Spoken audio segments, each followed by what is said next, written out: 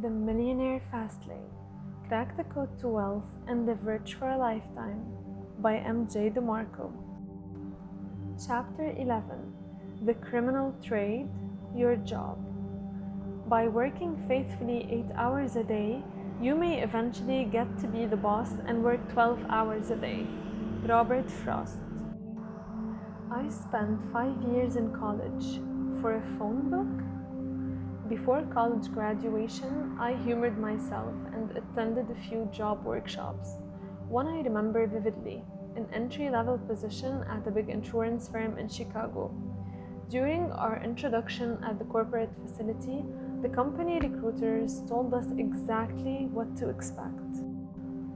Over there, pointing to a sea of cubicles, is where our new hires sit. I won't be coy. In the beginning, this job is difficult. We give you 3 things: a desk, a telephone, and a telephone book. You will spend 10 hours a day cold calling to build your clientele. I know, not glamorous, but the rewards.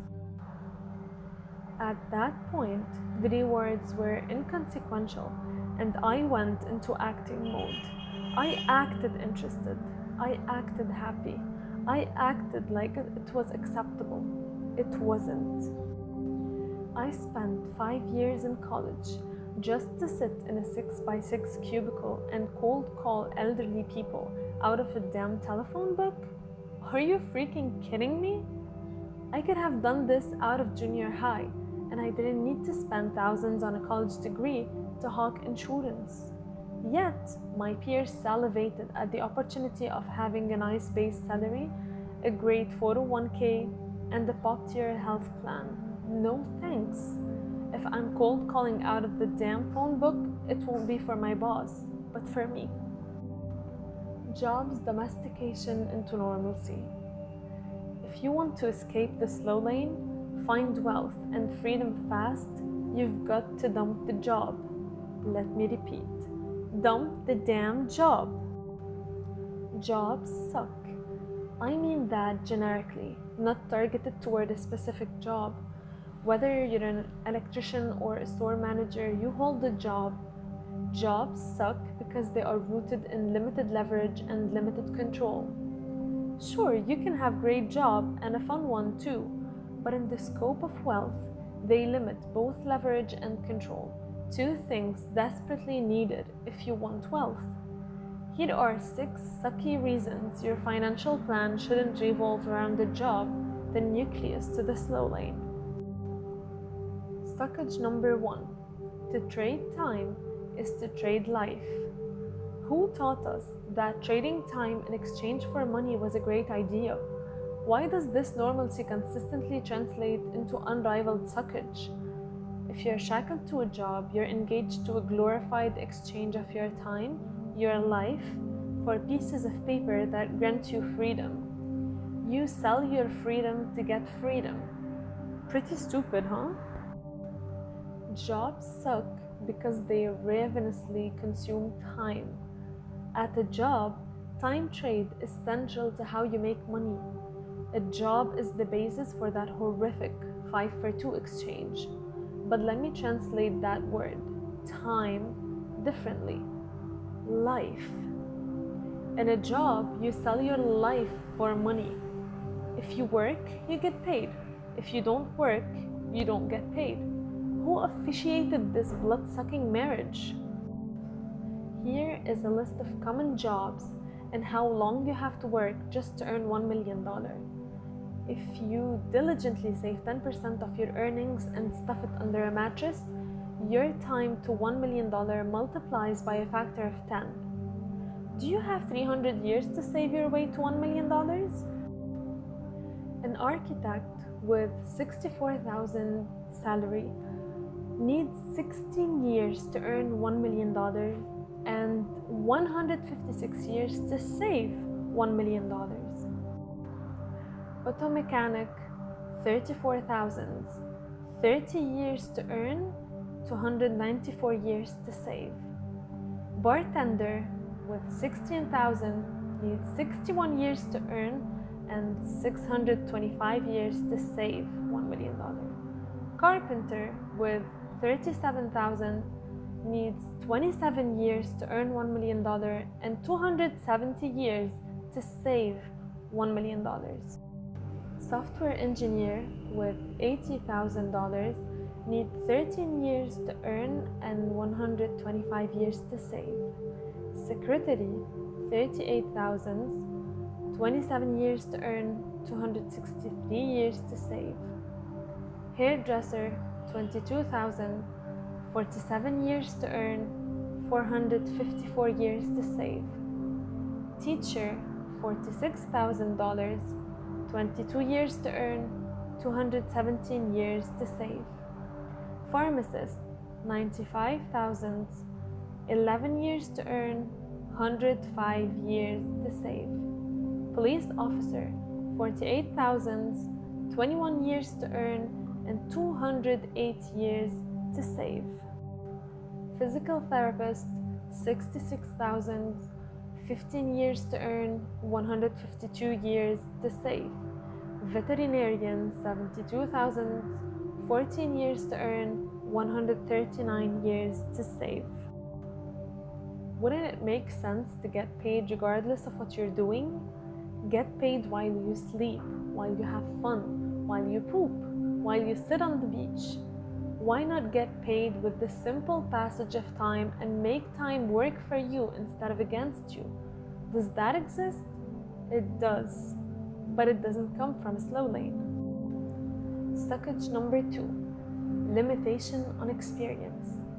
I learned more as an entrepreneur in 2 months than I did working 10 years at dozens of dead-end jobs.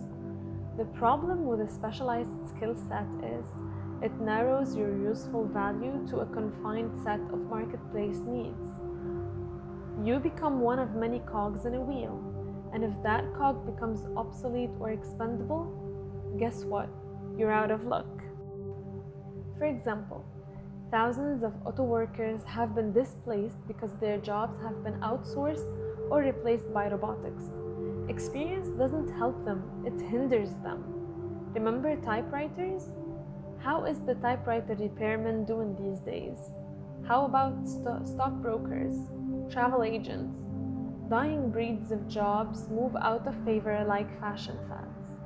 1 year your skill set has value, the next it doesn't. Second, job experience is usually regimented into a core group of activities that is routinely repeated over and over again, day after day.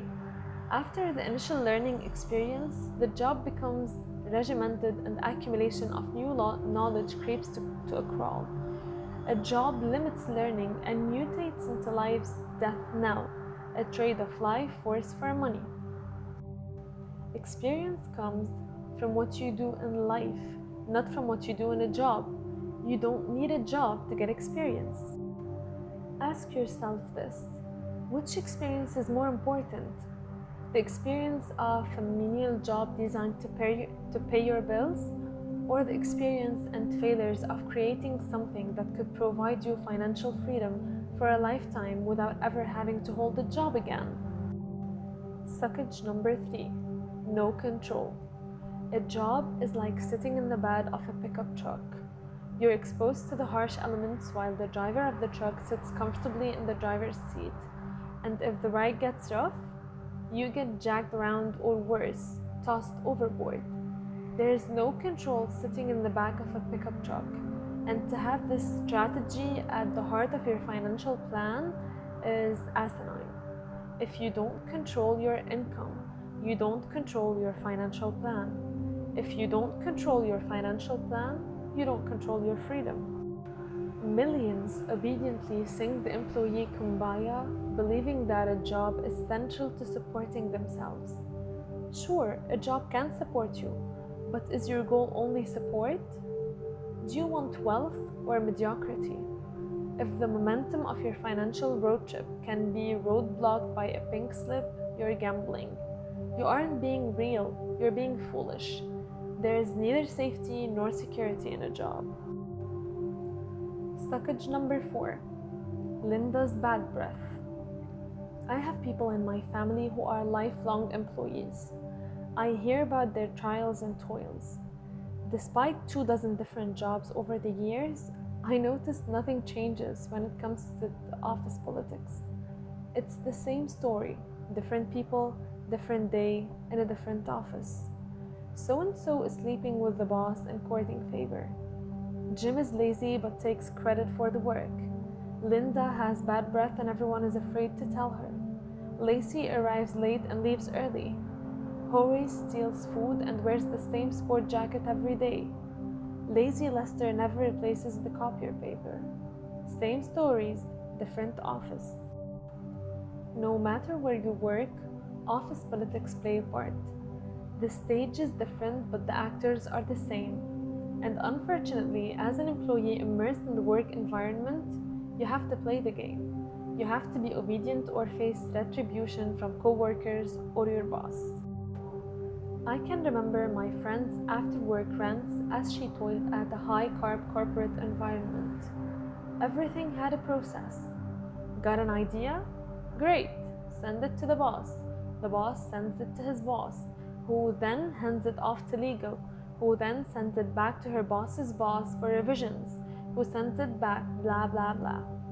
By the time the idea gets anywhere, it's either stale or 4 other people have stacked a claim to it. Who needs this entangled web destroying your sanity? The only defense to office politics is to control the playing field. And to do that, you have to be the boss. And to be the boss, you not only need to run the show, you need to own it. Suckage number 5. A subscription to Pay Yourself Last. Pay yourself first is a slow lane doctrine. The problem is that it's near impossible in a job.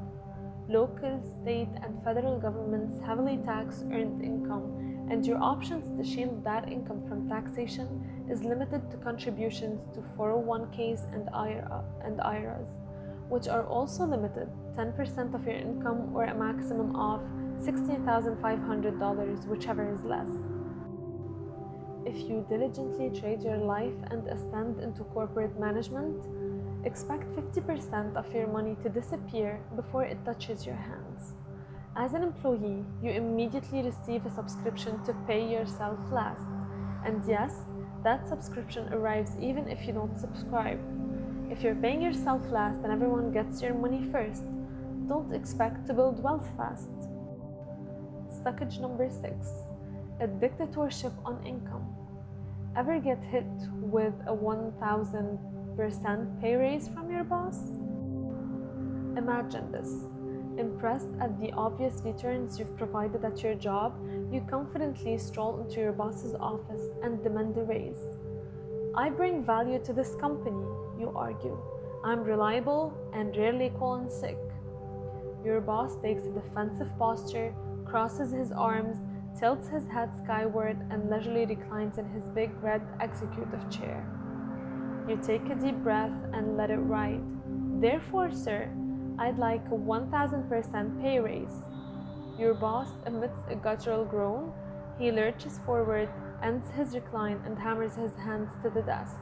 Okay, what's the joke? I'm busy, he snipes. You reply, no joke, I'm serious. I make $9 an hour. I want a raise to $90 an hour. How about this? You'll get nothing and like it. Get out of my office, quit wasting my time, and if you do it fast, I won't fire you. How about that for an offer? You stammer out, I guess the boss didn't think the 1000% pay raise was doable. This scenario would never happen. As an employee, you can't demand a pay raise greater than 10%, let alone 1000%. Yet, as an employee of any company, this is your playing field. Your value is dictated and the job becomes a wealth delimiter with limitations that cannot be subverted. A job seals your fate into a criminal time trade. 5 days of life traded for 2 days of freedom. A job chains you to a set grade of experience. A job takes away your control. A job forces you to work with people you can't stand. A job forces you to get paid last. A job imposes a dictatorship on your income. These limitations are counterinsurgencies to wealth. Still want a job? Chapter summary: Fastlane distinctions. In a job, you sell your freedom in the form of time for freedom in the form of money. Experience is gained in action. The environment of that action is irrelevant. Wealth accumulation is thwarted when you don't control your primary income source.